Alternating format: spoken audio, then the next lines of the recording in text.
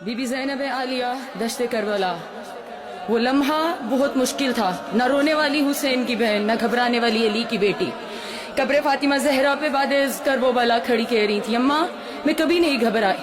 اماں میں نے مدینہ چھوڑا میں نہیں گھبرائی، اماں میں نے 40 گھروں کے دروازوں کو بند دیکھا میں نہیں گھبرائی، اماں میں نے مکہ چھوڑا میں نہیں گھبرائی، اماں 2 محرم میں کربلا میں وارد ہو گئی، کربلا کی خاک سے میرے حسین کے لہو کی خوشبو آ رہی تھی،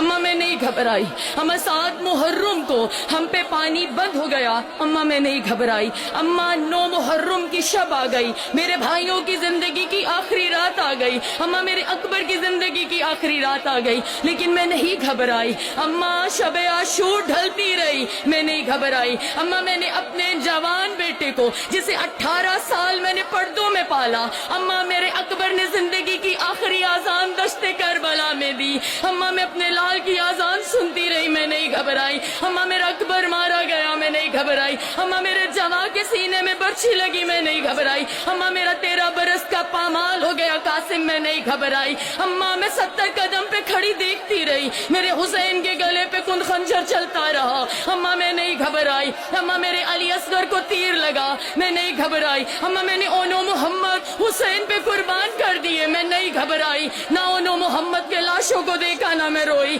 اماں لیکن میری زندگی میں ایک لمحہ ایسا آیا جب زینب لرز گئی، جب زینب کے سر سے آسماں ہٹ گیا، جب زینب کے پاؤں سے زمین ہٹ گئی، اماں میں روئی بھی میں گھبرائی بھی، ہزادہ رو قبر زہرا لرز گئی، شہزادی زہرا بنت محمد کی آواز آئی، میری ام المصائب بیٹی، نہ آپ حسین کے لاشے پہ گھبرائی، نہ حسین کا لاشا دیکھ کے روئی، نہ قبر کے سینے میں برچھی دیکھ کے روئی، نہ علی اصغر کو دیکھ کے روئی، نہ انو محمد کو بھیج کے روئی، نہ عباس کو جاتا ہوا دیکھ کے روئی، نہ عباس کے ٹکڑوں کو دیکھ کے روئی، نہ عباس کے بازو کو قلم ہوتا ہوا دیکھ کے روئی، نہ بازار شام میں نہ روئی، نہ دربار شام میں روئی، تو زینب روئی تو روئی کہاں؟ میری شہزادی نے جو ماتم کرنے آئے عزادارو، میری شہزادی نے جواب دیا، اماں شام غریبہ تھی، اماں میرے بھائی مارے گئے، اماں میرے جوان مارے گئے، نہ میں روئی نہ میں گھبرائی، اماں لیکن دشت کربلا شام غریبہ جب میرے بھائیوں کے قاتلوں نے